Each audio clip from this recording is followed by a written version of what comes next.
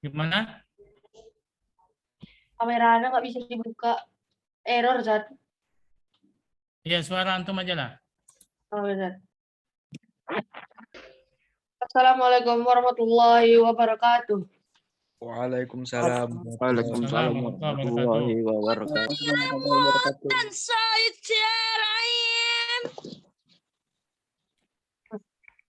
Yang terhormat kepada peserta GTK SMP IT Alfitiyah, yang terhormat pengurus OSIS SMP IT Alfitiyah, yang terhormat dan yang kami muliakan Al-Mukarram Al-Ustadz Haji Akhyar Rifki LC, bersyukur kepada Allah Subhanahu wa Ta'ala dengan ucapan Alhamdulillah, bersalawat kepada Nabi Muhammad Sallallahu Alaihi Wasallam dengan ucapan Allahumma sholli ala Muhammad wa ala ali Muhammad. Baiklah, untuk acara selanjutnya, pembukaan. Mari kita buka acara ini dengan mengucapkan basmalah. Bismillahirrahmanirrahim. Bismillahirrahmanirrahim. Acara yang kedua, kata sambutan dari Kepsek kepada Ustadz Zumbri SPDI, dipersilahkan. Hah? Kata sambutan Tilawah dulu kan? Oh, tilawah dulu, Zat. Ya. Ini nggak ada, di sini nggak ada, Zat. Oh iya, tilawah dulu. Lupa satu. Tilawahnya siapa, Zat? Wakil ketua. Selanjutnya acara yang kedua, tilawah yang akan dibawakan oleh Zayan. Kepada Zayan dipersilakan.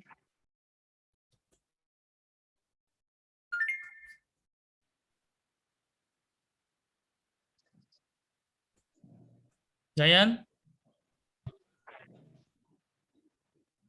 Zayan?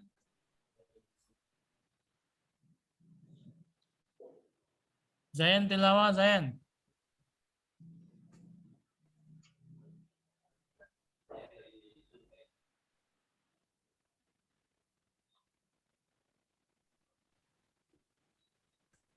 Mana Zayan?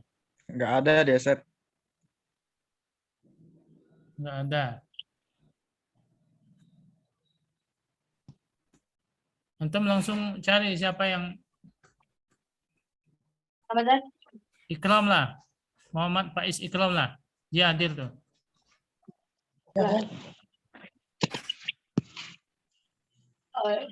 Acara yang kedua, tilawah yang akan dibawakan oleh Muhammad Faiz Ikram. Kepada Muhammad Faiz Ikram dipersilakan.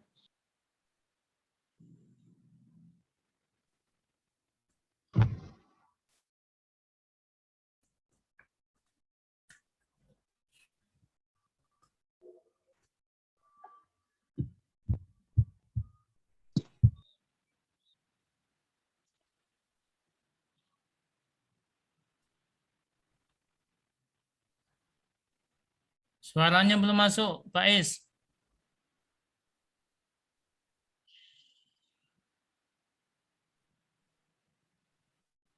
Suaranya belum masuk, Faiz Ikram.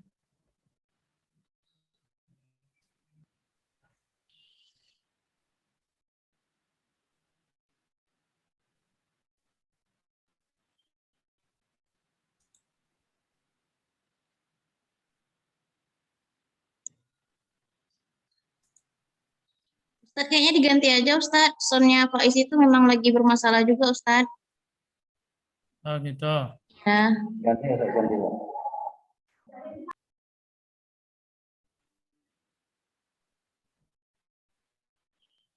Diganti ke siapa, Zat? Orang kelas 9 ada nggak? Zayan udah Cari. masuk belum? Nah, cari abang-abang atau teman antum yang kelas 9. Saya ada, Zat. Zain ada. Ah ya, Zayan.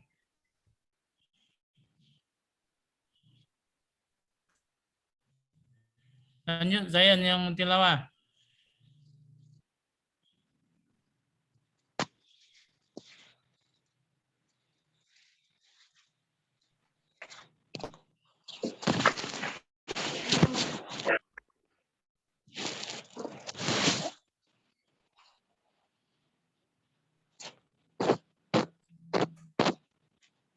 Zayan, Ya, Zat. tum tilawah ya. Ya, Zat.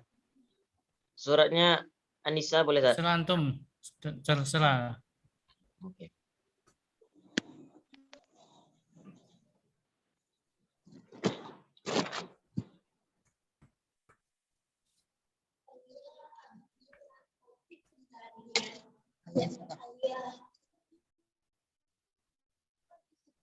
Alia Mukbita.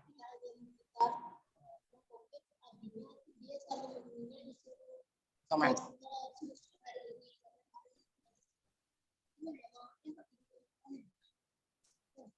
Iya ya.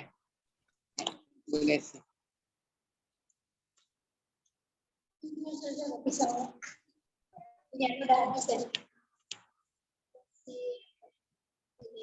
Dayan.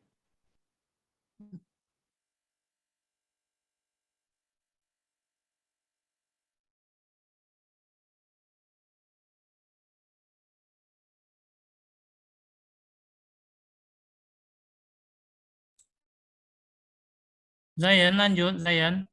Suara antum belum ada. Udah mulai, Zat? Dari tadi nunggu antum. Oh, udah. Ya, Zat. Assalamualaikum warahmatullahi wabarakatuh. Waalaikumsalam warahmatullahi Salam. wabarakatuh. أعوذ بالله من الشيطان الرجيم. بسم الله الرحمن الرحيم. إن الذين توفاهم الملائكة ظالمي أنفسهم قالوا فيم كنتم قالوا كنا مستضعفين في الأرض قالوا ألم تكن أرض الله واسعة فتهاجروا فيه فأولئك مأواهم جهنم وساءت مصيرا إلا المستضعفين من الرجال والنساء والولدان لا يستطيعون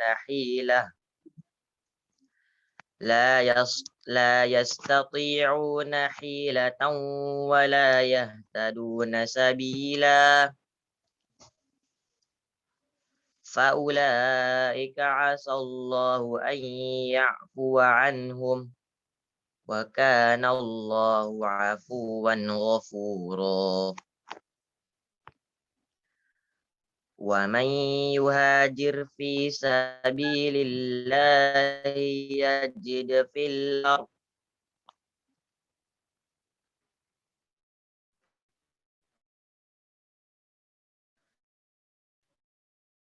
يجد في الأرض كثيرا وسعة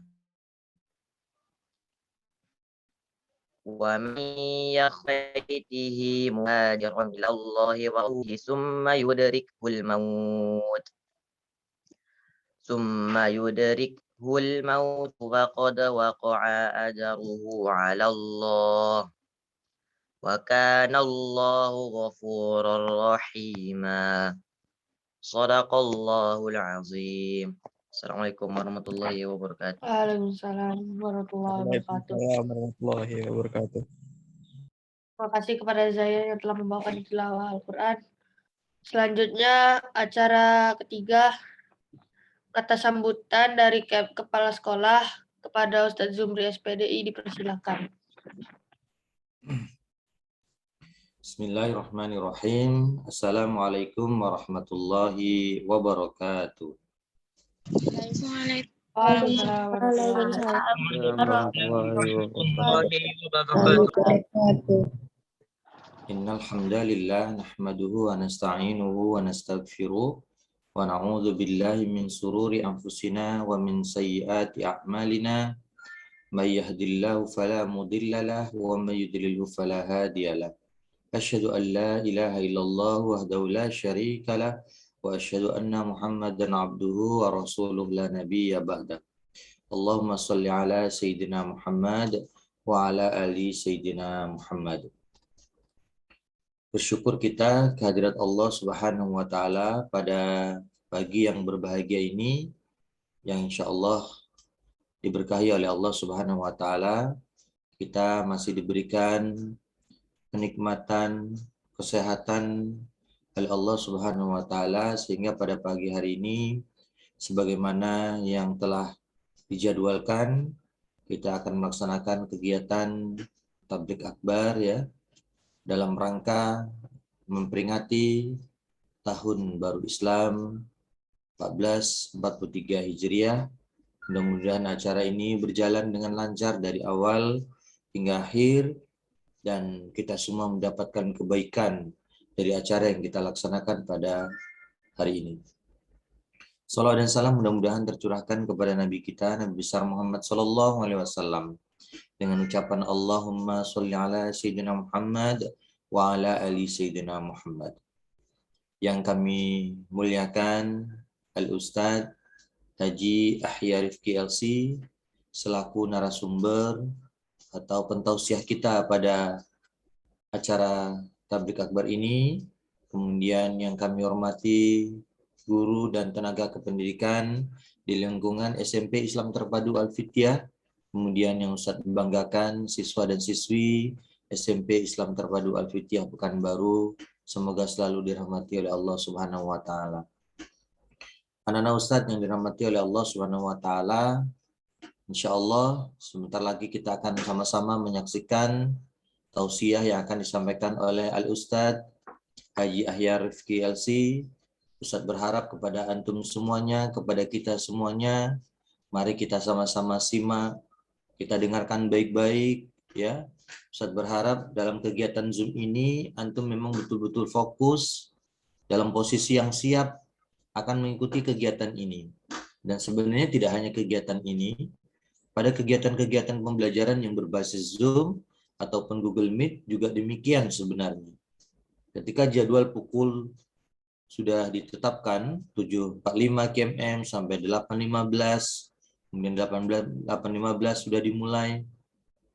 Harapan kami, harapan kita semuanya, kita semua itu sudah standby, sudah ready di depan laptopnya atau di depan HP-nya masing-masing, agar kegiatan ini bisa diikuti oleh agar kegiatan ini bisa kita ikuti tepat waktu. Mari kita dengarkan baik-baik dan kita simak baik-baik ya, bagaimana refleksi dan muhasabah kita dalam menyambut tahun baru Hijriah 1 Muharram 1443 Hijriah. Ustadz Ahya ini adalah Ustadz yang begitu banyak pengetahuan sirahnya, mudah-mudahan bisa memberikan motivasi kepada kita semuanya, dan kami mengucapkan jazakumullah khairan jazak kepada Al-Ustadz atas kesediaan waktu untuk mengisi tausiah dalam memperingati 1 Muharram ini bagi guru dan tenaga kependidikan serta siswa yang ada di lingkungan SMP Islam Terpadu Al-Fitiah. Mudah-mudahan Allah Subhanahu wa Ta'ala memberikan pahala kepada kita semuanya dan diberikan kemudahan atas segala aktivitas yang kita laksanakan.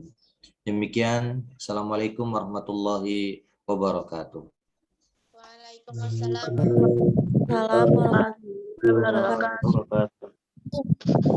Baiklah, terima kasih kepada kata sambutan dari Ustadz Zumri SPDI. Selanjutnya acara keempat, tabligh akbar virtual ceramah agama oleh Al-Mukarram Al-Ustadz Haji Ahya Rifki LC. Kepada Al-Ustadz dipersilakan. Bismillahirrahmanirrahim. Assalamualaikum warahmatullahi wabarakatuh. Waalaikumsalam warahmatullahi wabarakatuh. Alhamdulillah alladzi arsala rasulahu bil huda wa dinil haqq liyuzhirahu 'ala ad-din kullihi walau karihal kafirun.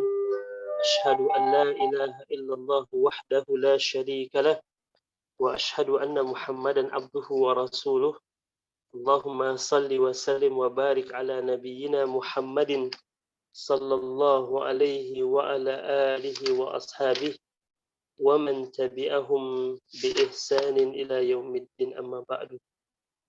Yang sama-sama kita hormati Ustaz Zumri selaku Kepala SMP IT Al-Fitiah beserta para ustadz dan ustazah yang mendampingi di pagi hari ini, serta anak-anak ustadz sekalian yang semoga selalu dalam lindungan Allah, penjagaan Allah, kasih sayang Allah, sehingga kita selalu berada dalam hidayah petunjuk Allah Subhanahu wa taala, mengemban satu amanah yang besar Allah Subhanahu wa taala berikan kepada kita, bahwa kita hidup bukan hanya untuk diri kita, bukan hanya untuk keluarga kita, tapi sesungguhnya Allah katakan dalam sebuah ayat dalam surat Ali Imran, qul kuntum khaira ummatin ukhrijat lin-nasi ta'muruna bil ma'rufi wa tanhauna 'anil munkar.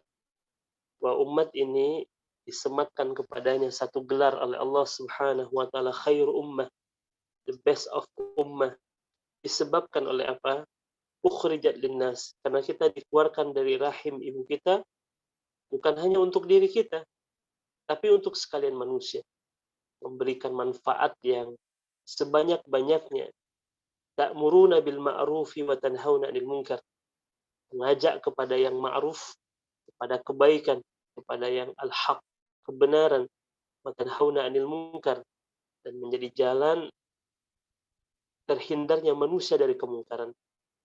Karenanya ini adalah risalah yang diberikan oleh Allah Subhanahu wa taala kepada umatnya Nabi Muhammad alaihi salatu wasallam.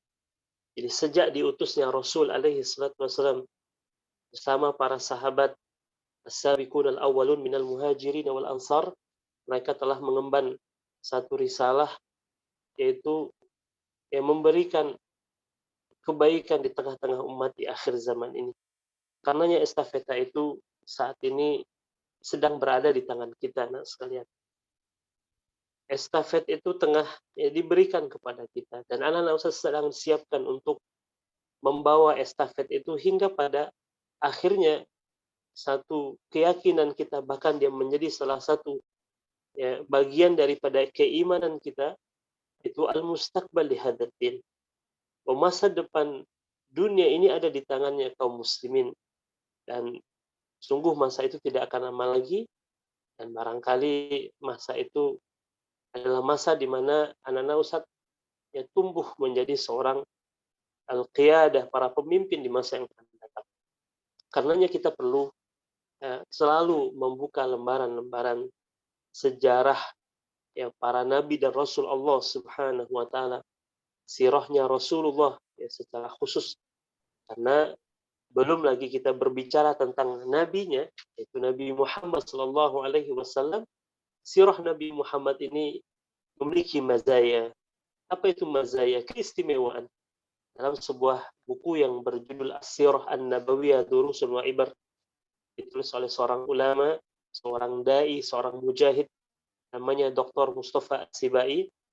Di awal buku tersebut, dalam bab muqaddimah, dia menuliskan tentang mizatus sirah an-nabawiyah, keistimewaan sirah Nabi Muhammad sallallahu alaihi wasallam.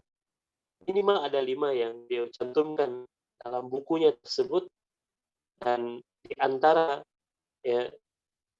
keistimewaan sirah Nabi Muhammad yang beliau sebutkan di dalam buku tersebut, bahwasanya inna sirata Rasulullah sallallahu alaihi wasallam tu'tina ad-dalila alladhi la raiba fihi ala sidqi risalatihi wa nubuwatihi. Sesungguhnya sirah Nabi Muhammad sallallahu alaihi wasallam memberikan kepada kita bukti, dalil tentang apa? Tentang kebenaran. Tentang kebenaran risalah dan kenabian Nabi Muhammad sallallahu alaihi wasallam. Karena yang kita lihat dari sirah Nabi Muhammad sallallahu alaihi wasallam, terutama setelah ia diutus oleh Allah menjadi nabi dan diperintahkan oleh Allah Subhanahu wa taala untuk mendakwahkan risalah Islam ini kepada manusia, terutama secara terang-terangan, yang kita lihat dari sirah Nabi Muhammad sallallahu alaihi wasallam adalah perjuangan. adalah pengorbanan, rasa sakit, penderitaan yang luar biasa. Namun kita melihat di sebalik kebahagiaan yang Allah Subhanahu wa taala berikan kepada Rasul dan kaum muslimin pada saat itu. Karena di saat hari ini manusia memburu kebahagiaan, ya, seringkali kemudian melihat kebahagiaan itu pada sisi-sisi materi. Ya, ada orang menjemput kebahagiaannya dengan melakukan perjalanan berkilometer, berpuluh kilometer, beratus kilometer, bahkan beribu kilometer, mendatangi tempat-tempat yang katanya akan mendatangkan kebahagiaan dalam hidupnya. Ada orang, ya, demi untuk mendapatkan kebahagiaan, mereka berani membelanjakan harta berjuta, berpuluh juta, beratus juta, bahkan bermiliar untuk mendapatkan sesuatu yang katanya akan mendatangkan kebahagiaan dalam hidupnya. Ada orang yang mencari kebahagiaan dengan berolahraga setiap hari, berlatih setiap saat, karena menginginkan tubuh yang proporsional, yang katanya dengan tubuh proporsional itu dia akan bahagia. Demi Allah, kebahagiaan itu bukanlah sesuatu yang datang dari luar diri kita. Tapi kebahagiaan itu bersumber dari hati yang selalu dekat dengan Allah Subhanahu wa taala. Dan itu yang kita lihat dan kemudian rasakan dalam sirah Nabi Muhammad SAW serta para sahabat-sahabat Nabi Muhammad di tengah ujian, cobaan, rintangan yang datang menghampiri kehidupan mereka di saat mereka memikul beban dakwah dari Allah Subhanahu wa taala. Kita melihat Rasul dan para sahabatnya begitu sangat bahagia menikmati kehidupan. Karena kebahagiaan yang hakiki itu sesungguhnya bersumber dari Allah Subhanahu wa taala. Bersumber dari keyakinan, bersumber dari keimanan yang kokoh, yang menghujam di dalam hati seorang hamba. Karena tidak ada kebahagiaan kecuali dalam ketaatan kepada Allah Subhanahu wa taala. Karenanya di pagi hari ini, di saat ruang lingkup pembahasan tentang tahun baru Hijriah ini sangat luas sekali, namun yang tidak terpisahkan dari kisah dari hijrahnya Rasul alaihi salatu wasallam atau tahun baru Hijriah ini diambil dari momentum hijrahnya Nabi Muhammad sallallahu alaihi wasallam. Karena penetapan tahun baru Hijriah ini, ya, itu baru kemudian ditetapkan pada masa Khalifah Umar bin Ibnu Khattab radhiyallahu anhu. Nah, salah satu keistimewaan pada masa kekhalifahan Umar bin Khattab, Umar bin Khattab ini merapikan banyak administrasi kaum muslimin. Termasuk diantaranya adalah penetapan tahun atau kalendernya kaum muslimin.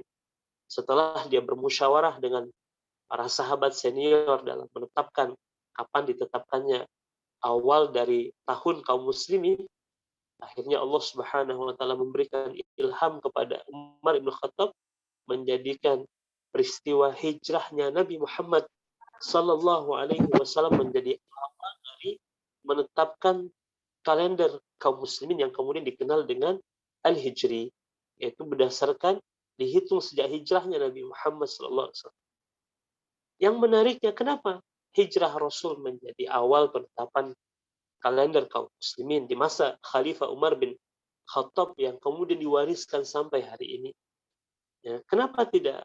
Ya, karena pada awalnya para sahabat berbeda pendapat. Ada yang mengusulkan ketetapan tahun pertama kaum muslimin sejak Rasul diutus menjadi nabi. Ya, kemudian sejak Rasul Isra dan Mi'raj dan lain sebagainya. Beberapa usulan dari para sahabat. Namun Umar kemudian ditetapkan oleh Allah hatinya untuk memilih hijrahnya Nabi Muhammad SAW sebagai awal tahun bagi kaum muslimin untuk menghitung, ya, tahun di tengah-tengah umat Islam. Kenapa? Tentu ada satu rahasia yang sangat besar di dalam hijrahnya Rasulullah SAW hingga Umar menetapkan awal tahun kaum muslimin adalah hijrahnya Nabi Muhammad. Tentu memiliki alasan dan sebab yang sangat kuat kenapa Umar bin Khattab radhiyallahu anhu menjadikan hijrah Nabi Muhammad SAW sebagai awal tahun kaum muslimin. Paling tidak ada beberapa hal yang kemudian menjadi sebab mengapa Umar bin Khattab radhiyallahu anhu menjadikan hijrah Rasul ke kota Madinah menjadi awal tahun bagi kaum muslimin. Karena hijrah Nabi Muhammad dan kaum muslimin ke kota Madinah ini syarat dengan makna yang begitu sangat banyak sekali. Makna yang begitu sangat dalam. Salah satunya adalah makna keimanan kepada Allah Subhanahu wa taala. Jadi hijrah Nabi Muhammad ini adalah pertaruhan iman. Karena setelah 13 tahun Rasul dan kaum muslimin berada di kota Mekah Al-Mukarramah, tantangan semakin berat, ya, ujian semakin besar dari kaum kafir Quraisy. Tekanan begitu sangat kuat, ya, dari orang-orang Quraisy kepada Rasul dan kaum muslimin, sehingga tidak ada lagi celah bagi Nabi Muhammad dan kaum muslimin untuk, ya, meluaskan dakwah Islam di tengah-tengah masyarakat kota Mekah. Belum lagi kaum muslimin satu persatu yang disiksa, satu persatu kemudian syahid, ya, satu persatu kemudian mendapatkan ancaman siksaan yang begitu luar biasa, sangat berat, sehingga Allah Subhanahu wa taala kemudian memerintahkan Nabi Muhammad untuk hijrah ke kota Madinah Munawwarah. Dan kalau kita baca sirah Nabi Muhammad, sungguh persiapan Nabi Muhammad untuk hijrah ke kota Madinah bukanlah persiapan 1-2 hari, melainkan persiapan yang begitu sangat panjang. Kalau kita baca sirah Nabi Muhammad,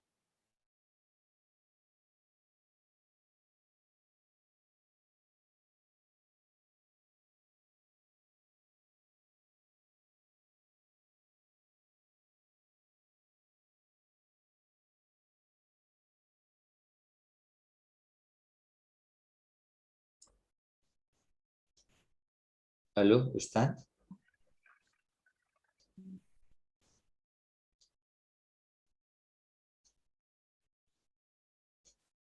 Ustazah Susi, terdengar suaranya? Tidak, Ustaz. Saya putus di Ustaznya. Iya, tak ada suaranya. Harap tenang ya. Jangan demo.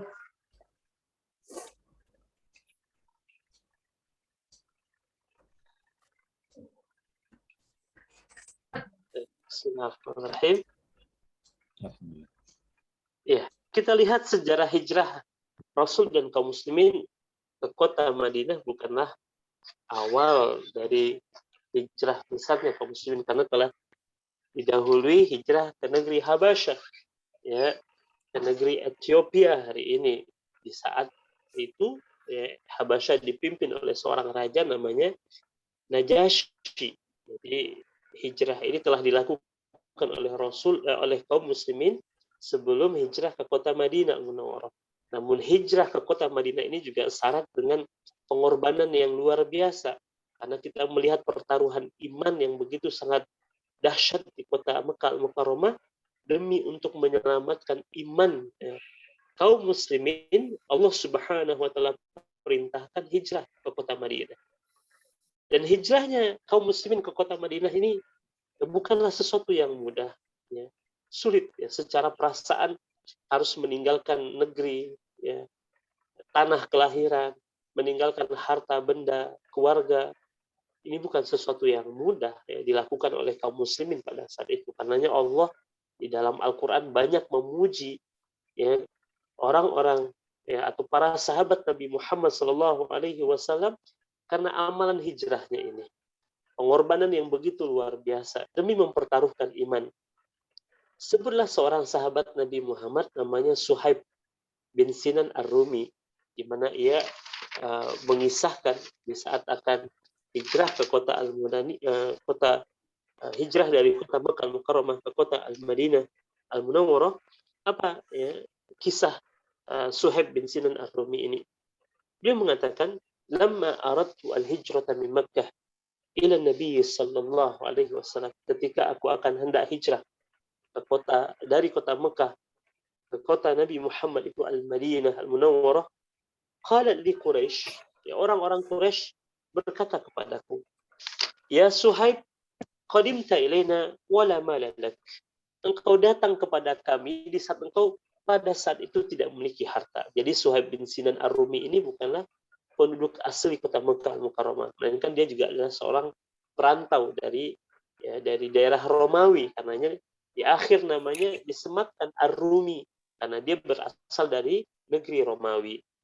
Jadi orang-orang Quraisy ini berkata kepada Suhaib bin Sinan, ya Suhaib, qadimta ilaina wala mala lak, ya engkau datang kepada kami di saat engkau tidak punya harta, ya wa takhruju anta wa maluk, apakah saat ini engkau akan keluar meninggalkan kota Mekah dirimu dan bersama hartamu? Jadi ternyata Suhaib bin Sinan seorang perantau yang sukses, kaya raya, memiliki gudang perbendaharaan yang begitu sangat banyak. Bahkan dalam satu sirah disebutkan, dalam satu riwayat disebutkan, Suhaib bin Sinan Ar-Rumi ini kekayaannya, jangankan tentang hartanya, kunci gudang perbendaharaan itu tidak lagi diangkut oleh manusia, melainkan diangkut oleh hewan tunggangan, saking banyaknya.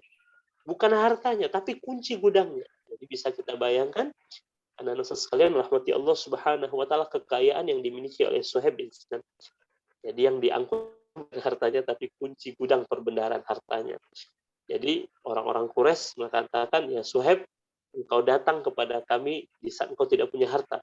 Apakah saat engkau akan meninggalkan kami, engkau juga akan membawa harta-hartamu?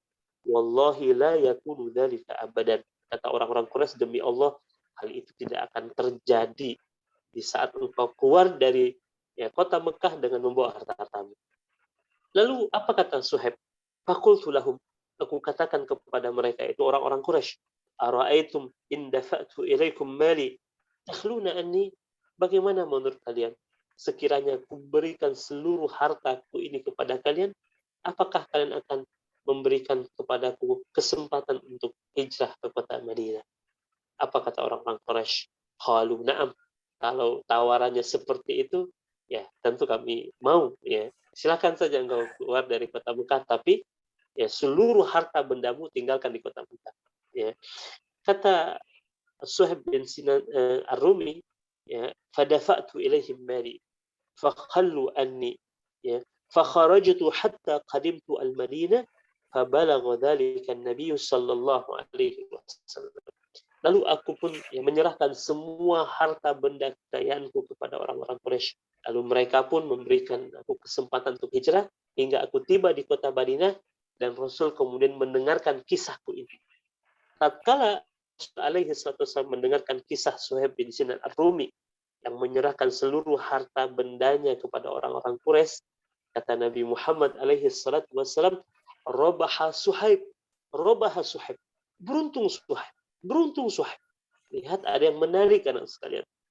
Ya, sekilas kita melihat di saat Suhaib bin Sinan Ar-Rumi menyerahkan harta bendanya kepada orang-orang Quraisy itu, mestinya dia merugi, mestinya dia kemudian bangkrut, ya kan? Karena hartanya udah habis, ya kan? Tidak tersisa sedikit pun kecuali pakaian yang melekat di tubuhnya saja. Tapi Nabi Muhammad sallallahu alaihi wasallam mengatakan tentang Suhaib bin Sinan Ar-Rumi ini, rabaha Suhaib. Beruntung Suhaib. Ya. Di saat yang sama Allah Subhanahu wa taala menurunkan sebuah ayat dalam surat Al-Baqarah di ayat yang ke-207. Allah Subhanahu wa taala berfirman, "Wa minan nasi may yashri nafsahu ibtigha'a mardatillah." Dan ada di antara manusia yang berniaga dengan Allah, menjual apa yang ada pada dirinya untuk Allah demi mengharapkan keridhaan Allah Subhanahu wa taala. Jadi ayat ini diturunkan oleh Allah tatkala peristiwa Suhaib bin Sinan Ar-Rumi ini. Satu pujian yang langsung datang dari Allah tentang pengorbanan. Dan Suhaib bin Sinan Ar-Rumi demi menyelamatkan imannya, dia mampu mengorbankan apapun yang dia miliki. Bahkan harta kekayaan yang jumlahnya tadi tidak bisa kita hitung. Saking banyaknya. Kuncinya saja diangkut oleh hewan tunggangan. Artinya apa sekalian? Bahwa hal yang paling berharga dalam kehidupan kita ini adalah iman.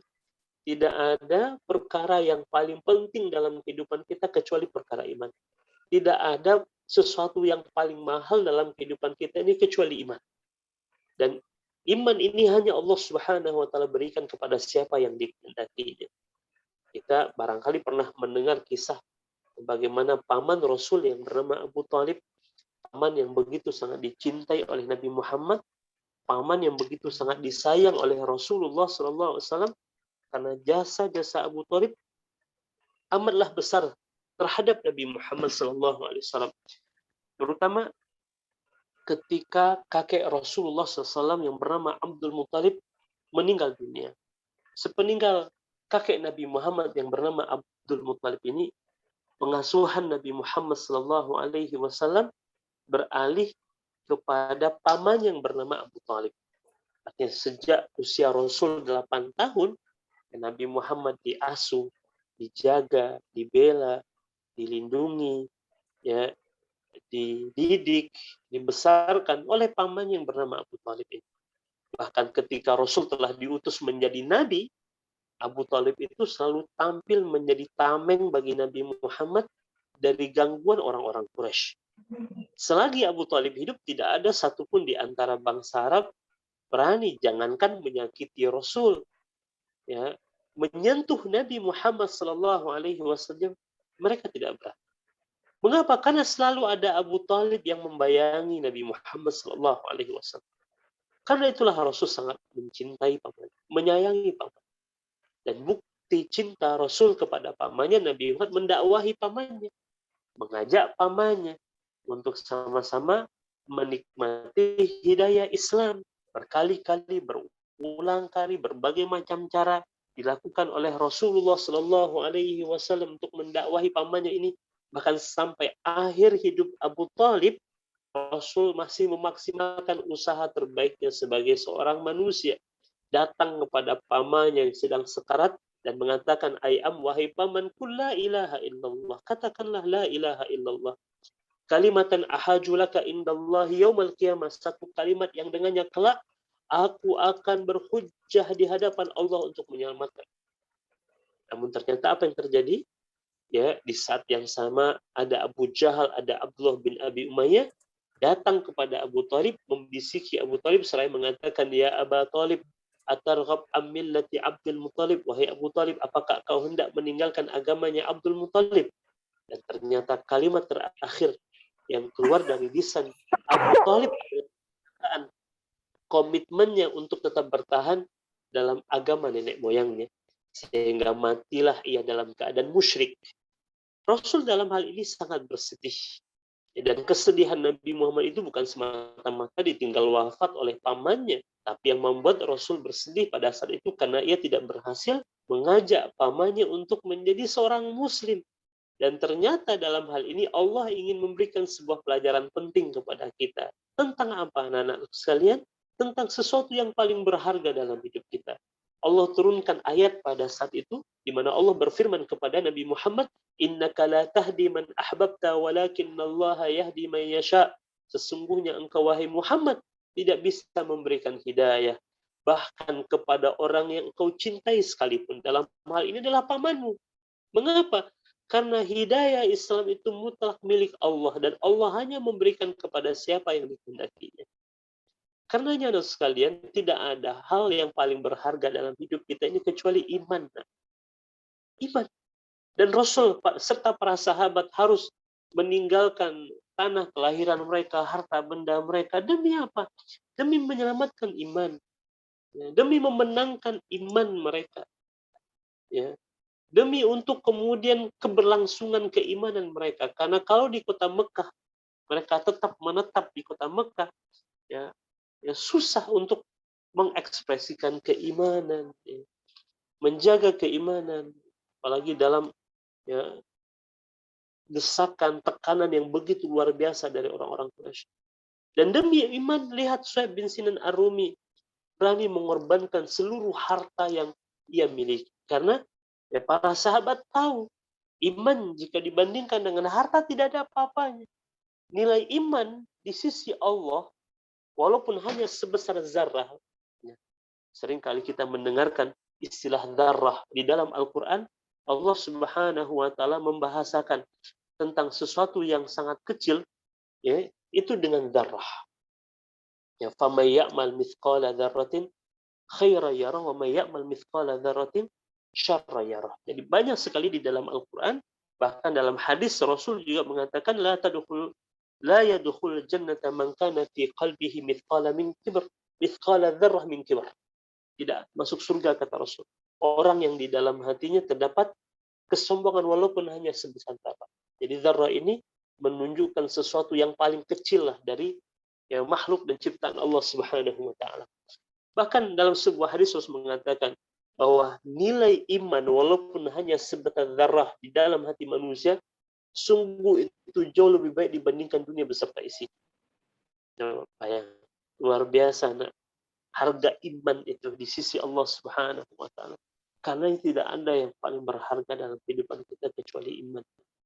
Dan kita lihat ya dari peristiwa hijrah Nabi Muhammad dan kaum muslimin ke kota Madinah itu sesungguhnya adalah untuk ya, menyelamatkan iman mereka, untuk mempertahankan keimanan mereka kepada Allah Azza wa Jalla, dan mereka rela mengorbankan apapun jua demi iman mereka kepada Allah Subhanahu wa taala. Mereka ya menjual, menyerahkan semua yang mereka miliki untuk Allah Subhanahu wa taala. Itu satu kisah dari Suhaib. Belum lagi kita melihat kisah yang lain dari seorang sahabat Nabi Muhammad yang bernama Abu Bakar As-Siddiq radhiyallahu anhu. Di mana Abu Bakar As-Siddiq ini Allah pilih dia untuk menjadi ya teman bagi Nabi Muhammad SAW untuk hijrah ke kota Al-Madinah Al-Munawwarah. Ya, pada saat Abu Bakar ya dipilih oleh Allah untuk menjadi sahib, teman bagi Nabi Muhammad dalam perjalanannya, Abu Bakar mempersiapkan diri, ya, menyiapkan segala sesuatu, harta bendanya, warganya, karena yang terlibat dalam peristiwa hijrah Rasul bersama Abu Bakar ini, ya, bukan hanya antara Rasul dan Abu Bakar, tapi warga Abu Bakar ini betul-betul terlibat ya, langsung dalam misi hijrahnya Rasul dan Abu Bakar As-Siddiq. Ada Asma binti Abu Bakar yang menjadi memainkan peran sebagai menyiapkan logistik bagi Rasul dan ayahnya di Gua Thur.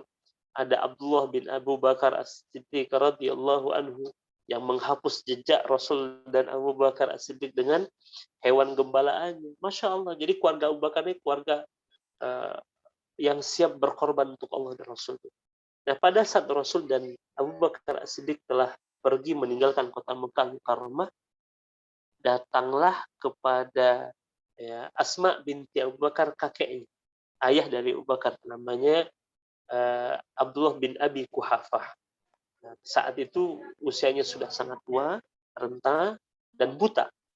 Karena dia tahu karakter dari anaknya, yaitu Abu Bakar As-Siddiq, dia mengkhawatirkan jangan-jangan nih Abu Bakar pergi ke kota Madinah, dia membawa semua hartanya dan tidak meninggalkan apa-apa untuk ya untuk menantu dan juga untuk cucu-cucunya.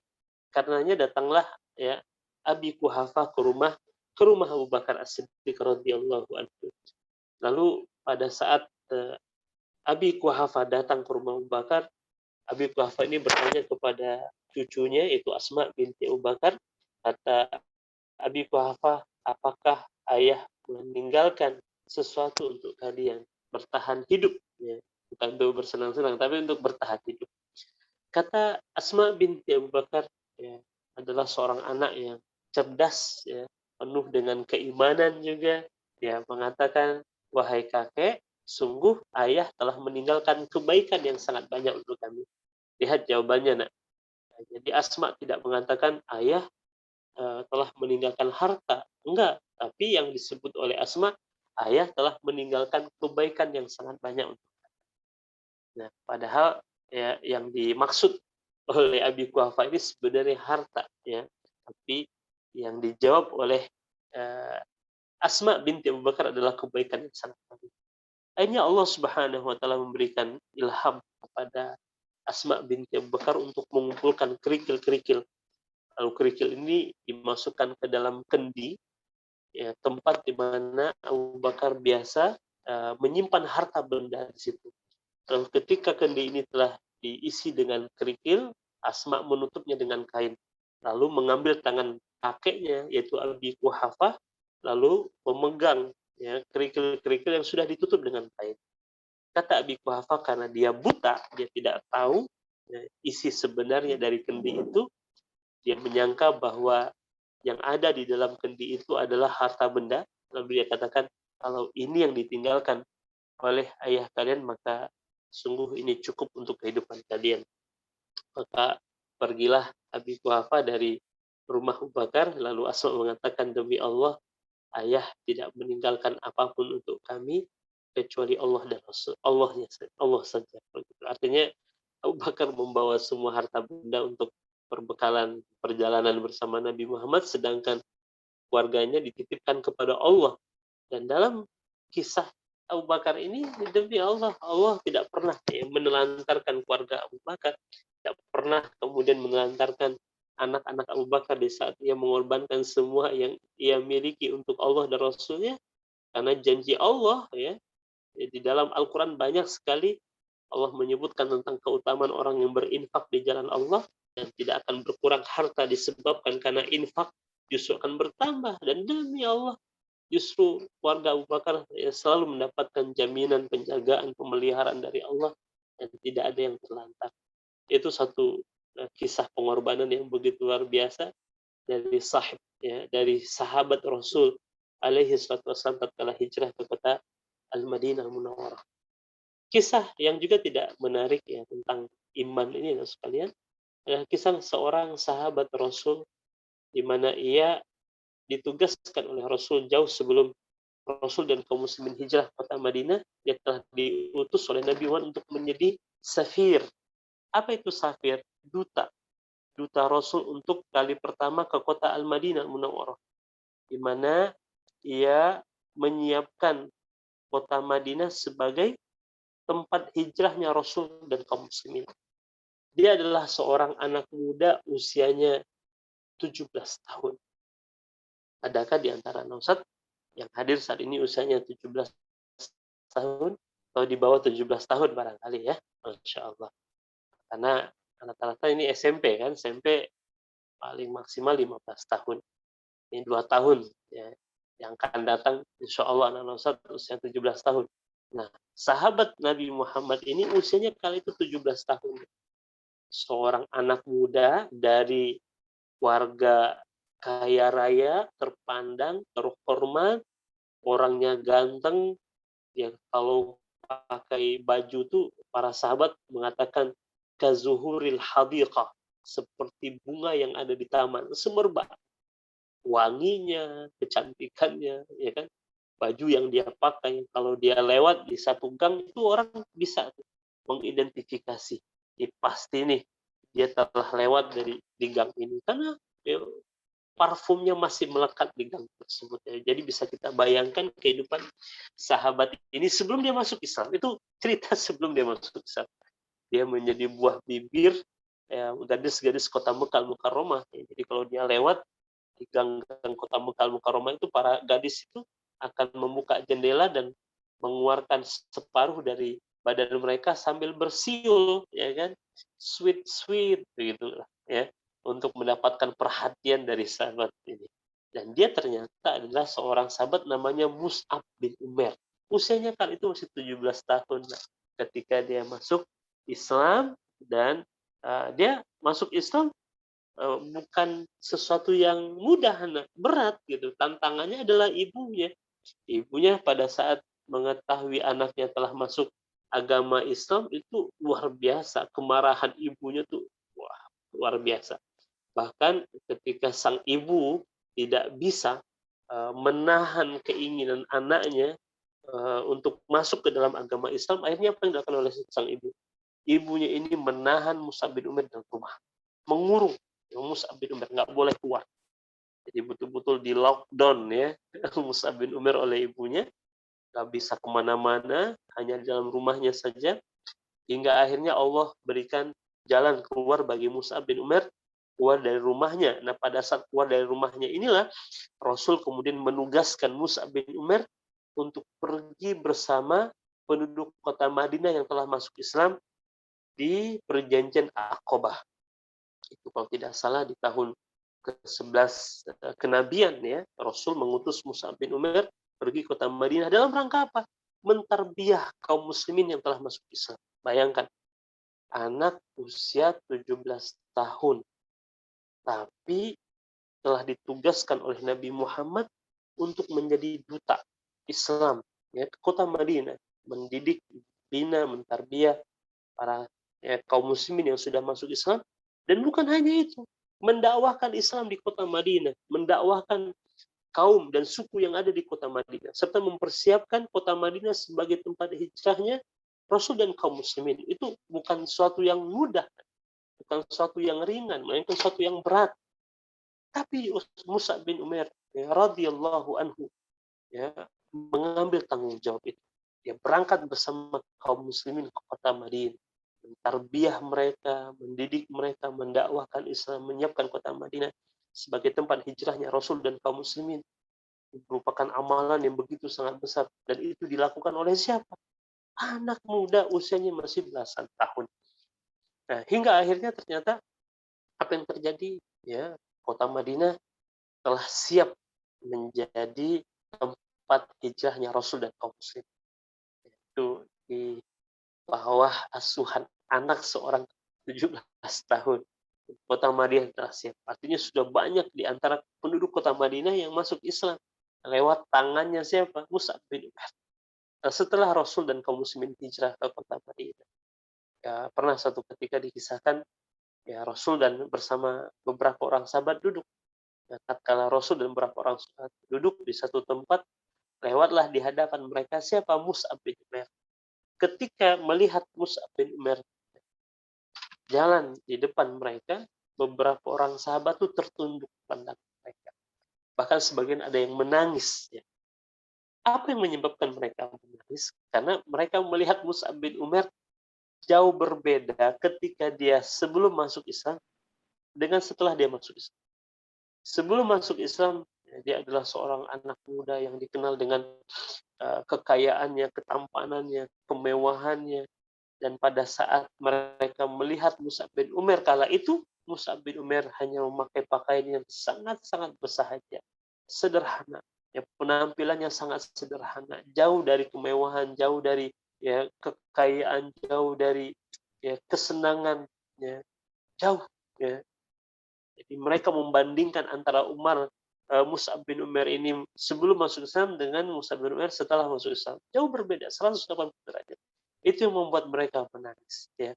Bahkan ya, suatu ketika Rasul juga pernah menangis secara langsung melihat kondisi Mus'ab bin Umair pada saat perang Uhud terjadi. Ya, kita ketahui bahwa Mus'ab bin Umair ini di saat perang Uhud itu termasuk di antara sahabat yang diberikan amanah oleh Rasul untuk memegang panji kaum muslimin. Ya, seorang panglima perang juga. Ya. Dan dalam perang Uhud ini Mus'ab bin Umair ya, menemui syahid, menjemput syahid. Dia wafat di saat dia belum menikah, usia masih sangat belia. Nah, pada saat Rasul mendapati jasad Mus'ab bin Umair ini, Nabi Muhammad SAW menangis karena melihat kondisi Mus'ab bin Umair ini. Ya, bahkan untuk kafannya saja tidak ada. Ya, pakaian yang dia pakai untuk menutup badannya itu tidak bisa.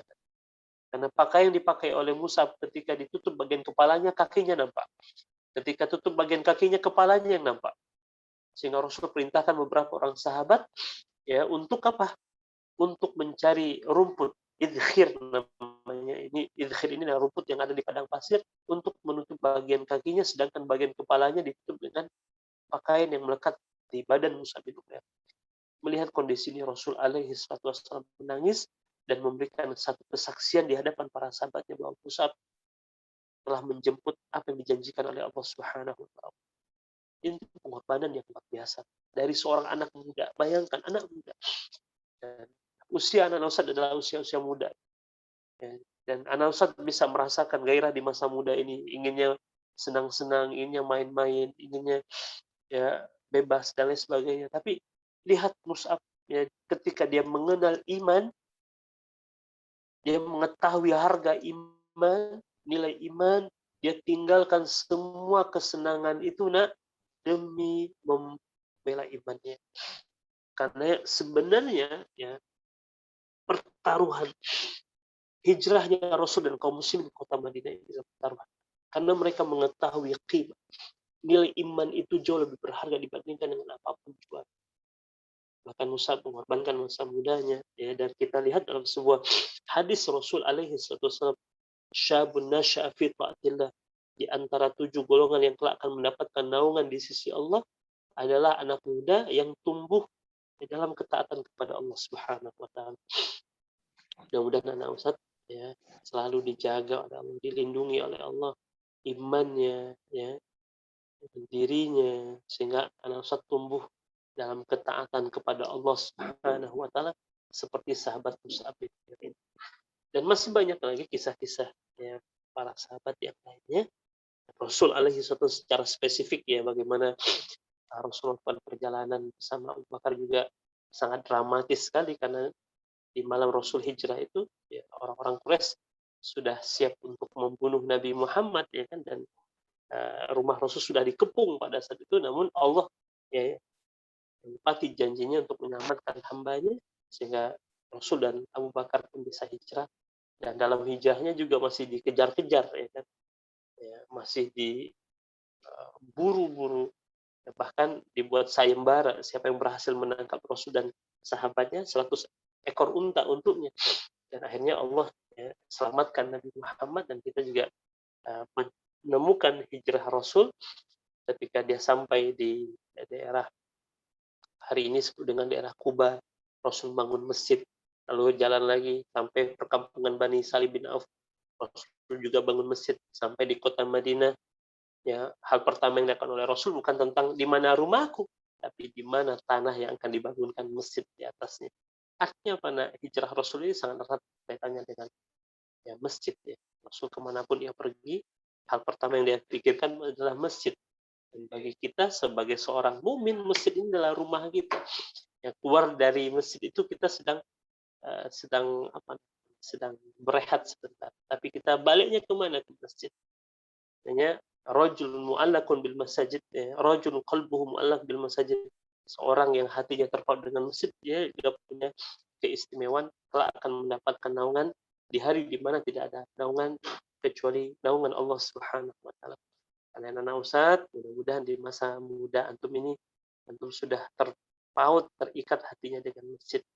Walaupun kondisi saat ini membuat kita terbatas untuk ke masjid, tapi jangan sampai hati kita lari daripada masjid. Karena masjid ini adalah rumahnya orang-orang yang beriman, rumahnya orang-orang yang takwa, takut kepada Allah, taat kepada Allah. Dan Rasul kita melihat di kota Madinah itu Masjid Nabawi menjadi saksi perjuangan Rasul dan kaum muslimin. Di masjid ini menjadi sentral aktivitas kaum muslimin. Dan kita hendaknya menjadikan masjid yang ada di tempat kita, dimanapun kita berada juga sebagai sentral dari seluruh aktivitas kebaikan. Barangkali itu yang bisa Ustaz sampaikan ya. Jadi mengambil momentum tahun baru Hijrah 1443 ini, sesuatu yang paling berharga yang harus kita jaga, kita rawat, kita pelihara adalah iman. Iman inilah yang paling berharga dalam hidup kita. Iman ini yang paling mahal. Iman inilah yang menyelamatkan, yang menggaransi keberuntungan, kebahagiaan dunia dan akhirat kita. Maka jaga, rawat keimanan kita. Yang kedua, yang juga tidak kalah penting dari peristiwa hijrah ini, kita lihat pengorbanan. Ya, apapun yang bisa kita korbankan, berikan kepada Allah. Dan tidak akan kemana-mana. Karena kita sesungguhnya sedang menabung yang kelak kita akan mengambil kembali tabung kita itu. Dan ketiga adalah ya, semangat kita untuk memakmurkan masjid. Jadikan masjid itu sebagai rumah kita. Kita jaga, rawat, makmurkan. Dan hakikatnya rumah orang yang beriman adalah di masjid. Ya, segala tumpuan harapannya dia sampaikan di hadapan Allah di mana? Di masjid. Menjadikan hati kita hati yang selalu terpaut dengan masjid. Itu saja barangkali yang bisa saya sampaikan dalam pertemuan singkat kita di pagi hari ini. Mudah-mudahan ada hikmah, ada pelajaran yang bisa kita ambil dari momentum tahun baru Hijriah di tahun 1443 Hijriah ini. Mudah-mudahan kita selalu diberikan oleh Allah kekuatan, keistiqomahan dalam menjalankan keislaman yang telah Allah hidayahkan kepada kita semua. Wala tamutunna illa wa antum muslimun. Aqulu qouli hadza wa astaghfirullah li wa lakum. Assalamualaikum warahmatullahi wabarakatuh. Waalaikumsalam warahmatullahi wabarakatuh.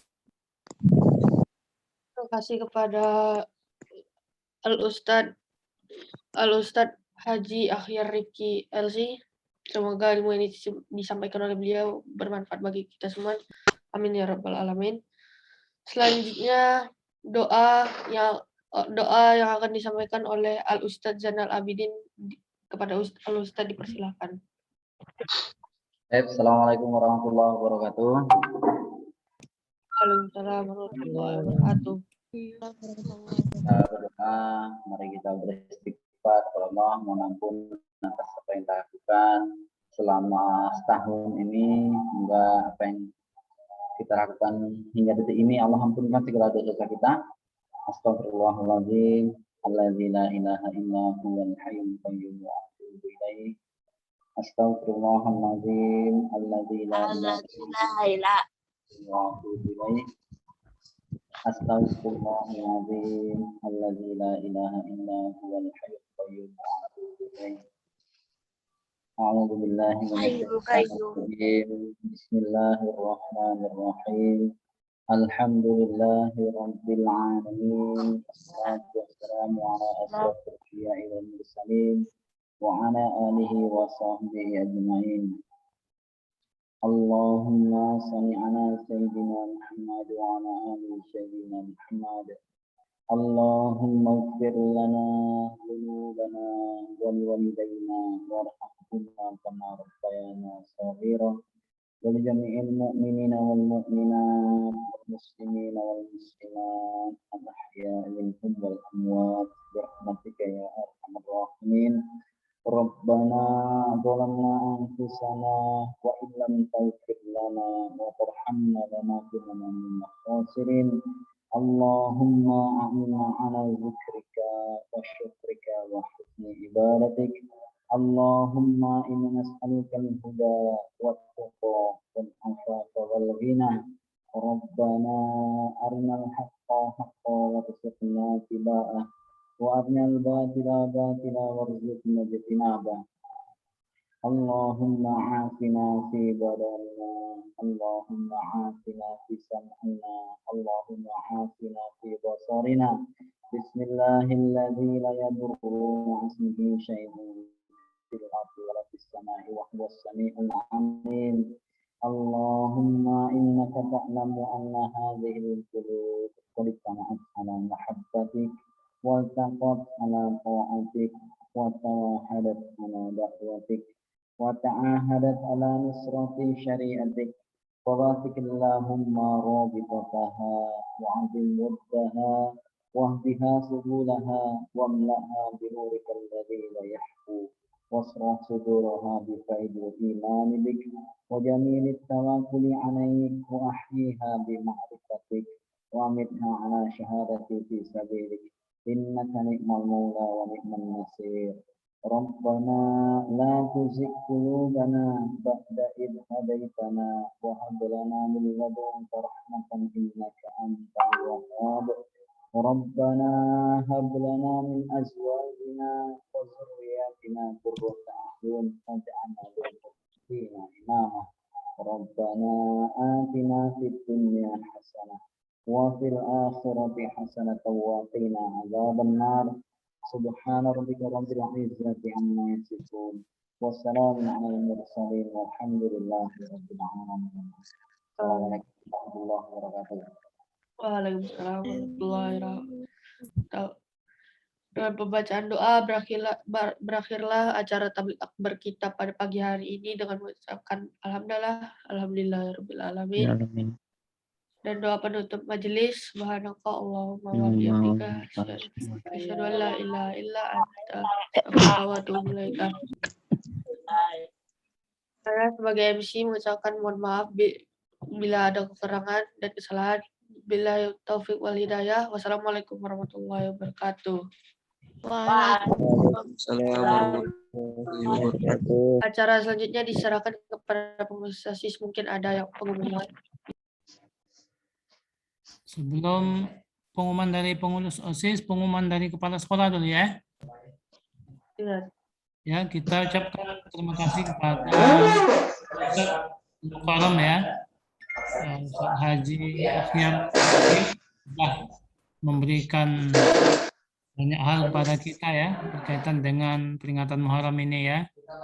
Sekali lagi kita ucapkan jazakallah kepada Ustadz dan kita ucapkan takbir Allahu Akbar. Mohon izin Ustaz ya. Ya, tafadhol Ustadz, silakan Ustadz. Jazakallah Ustaz. Ya, waalaikumsalam. Iya ke. Lanjut pengumuman dari kepala sekolah. Baik, bismillahirrahmanirrahim. Assalamualaikum warahmatullahi wabarakatuh. Waalaikumsalam warahmatullahi Waalaikumsalam warahmatullahi wabarakatuh. Baik, anak-anak Ustadz yang dirahmati oleh Allah Subhanahu wa Ta'ala, sebagaimana yang kemarin mungkin sudah diinfokan bahwa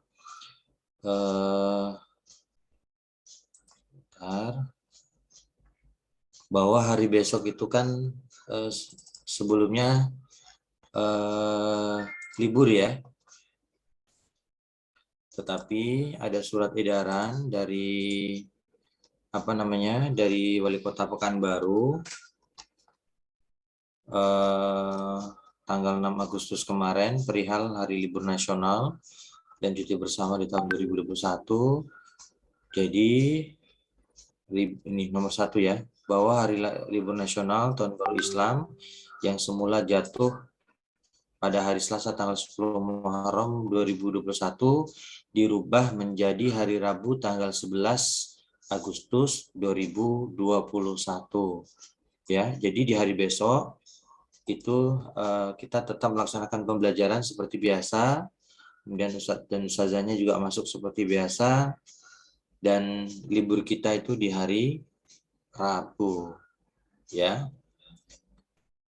Kemudian yang kedua, Nana Ustadz, terima kasih kepada Antum pengurus OSIS yang telah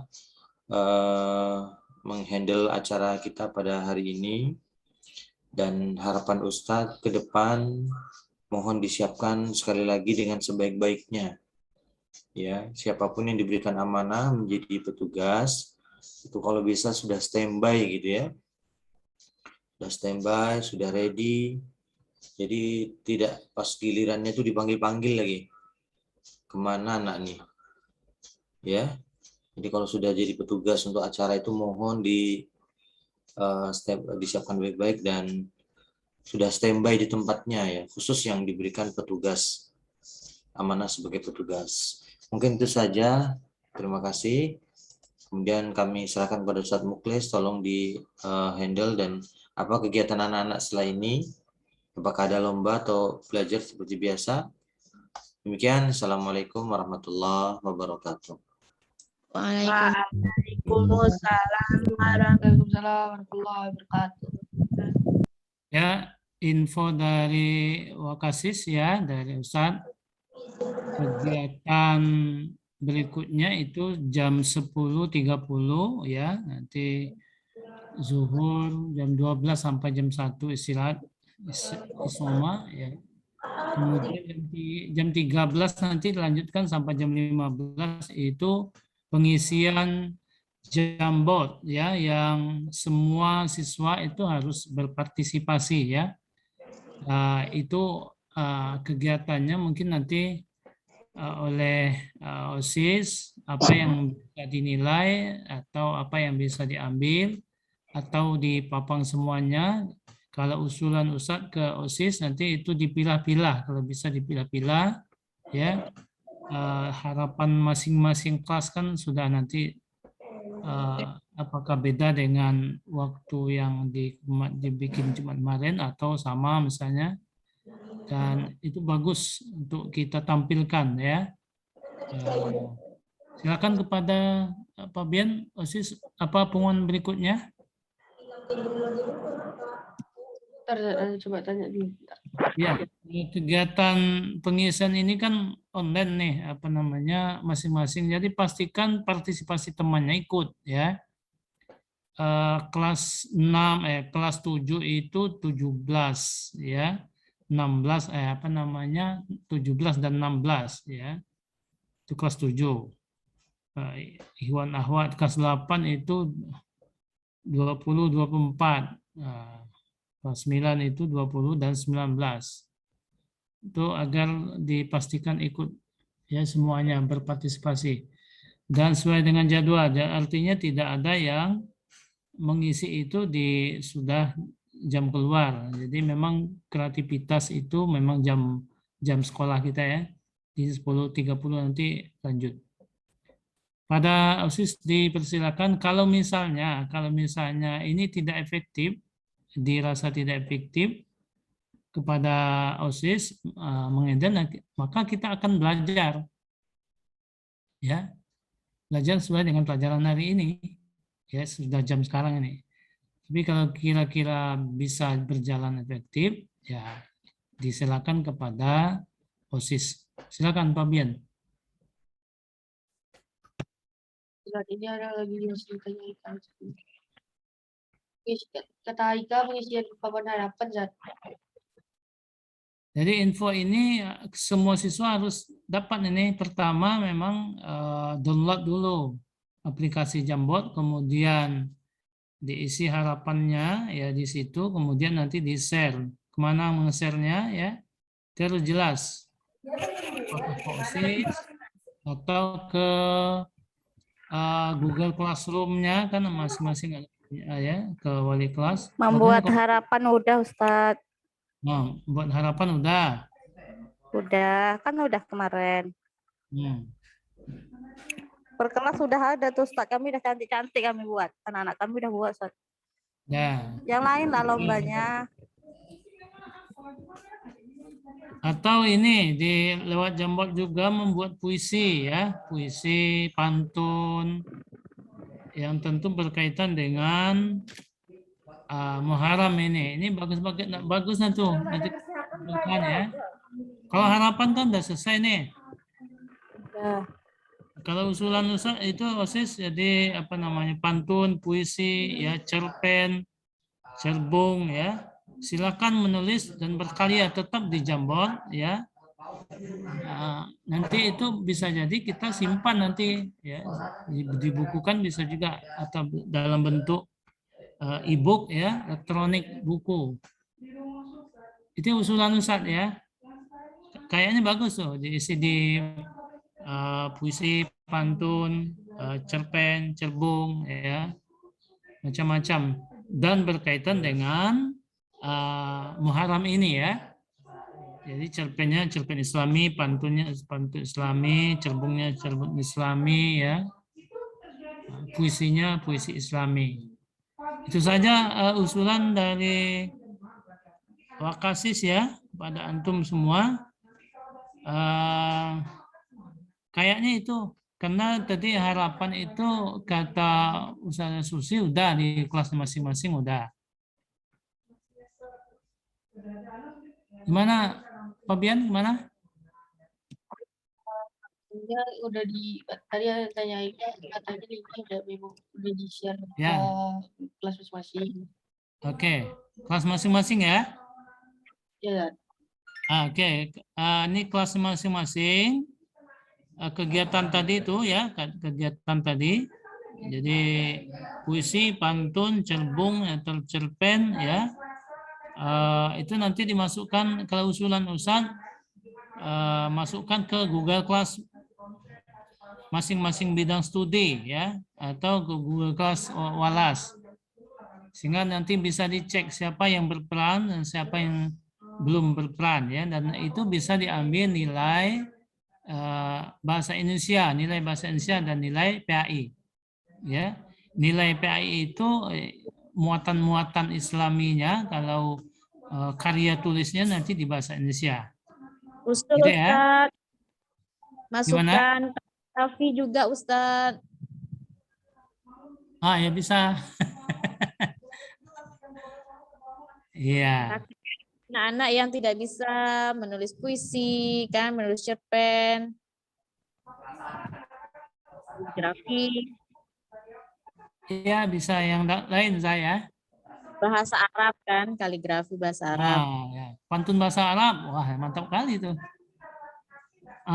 Jadi semua bidang studi bisa masuk tuh. Pantun, puisi, cerpen, cerbung dalam bahasa Arab, ada yang bisa dalam bahasa Arab, ada yang bisa dalam bahasa Inggris. Silakan saja ya. Jadi semua bidang studi bisa apa namanya, terlaksana di dalamnya ya, lintas bidang studi. PAI-nya ada, bahasa Indonesia-nya ada, ya keterampilannya di situ ada, keterampilan menulisnya, bahasa Arabnya ada, bahasa Indonesia ada, gitu ya, bahasa Inggris ada. Wah ini luar biasa nih. Ya silakan masuk ke Google Class Walas atau Google Class bidang studi. Tafadhal ya. Silakan berkoordinasi, nanti Walas dan guru bidang studi akan mengecek hasilnya di Google Class masing-masing. Ya, hasil karya antum tuh. Itu saja sis ya. Ya,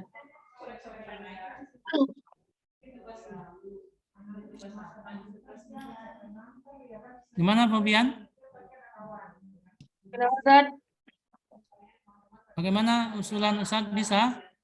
Bisa, Ustaz. Insyaallah bisa. Oke.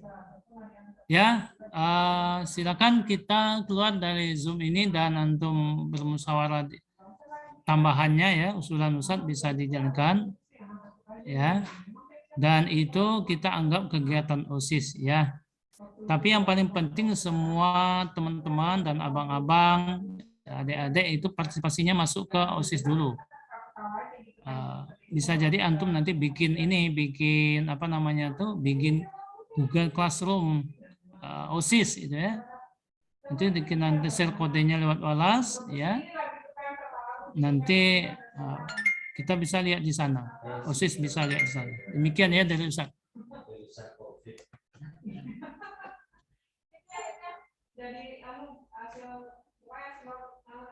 Ada usulan Pak Bian? Enggak ada sih, Ustaz. Enggak. Zayan ada? Aika? Aika ada? Ustadz, kan gini, yang papan harapan tuh kan Omi udah diskusi waktu malam kemarin-kemarinnya lagi. Sebenarnya kan bukannya Ustadz udah setuju kemarin, jadi ya enggak apa-apa, tetap itu boleh, tetap. Tapi kan bagus ditambah isinya tuh, ya. Kan papannya lebar tuh papannya tuh. Ada harapan situ bisa taruh, ada puisi, ada cerpen, cerbung, dalam bahasa Inggris, bahasa Arab, kan bisa enggak apa-apa tuh. Papan jambon kan besar tuh. Gimana Ika? jadi di situ sekalian nggak buat harapan doang gitu, jadi mereka bisa bikin karya kayak bahasa gitu. Iya, ya, enggak apa-apa, ya. Itu di situ juga. Kan banyak lembaran tuh, banyak lembaran yang bisa ditempelkan kan? Bagaimana Ika? Nanti anak kejarin. Oh, ya, kayaknya asik tuh. Lebih tertantang gitu ya, ketimbang satu saja harapan kan?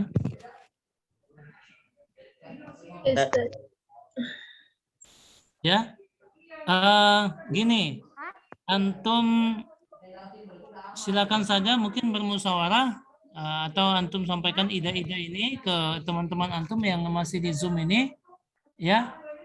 Ustadz terutama bisa keluar dulu ya, izin dulu ya, Ustadz dan Ustazah bisa izin dulu, antum lanjut ya. Sila, enggak apa-apa tuh.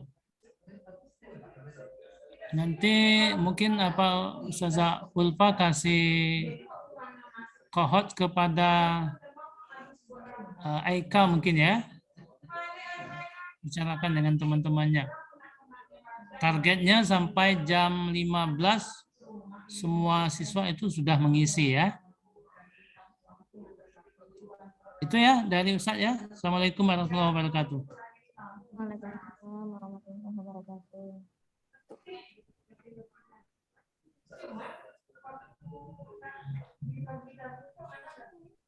Sudah Ustadz?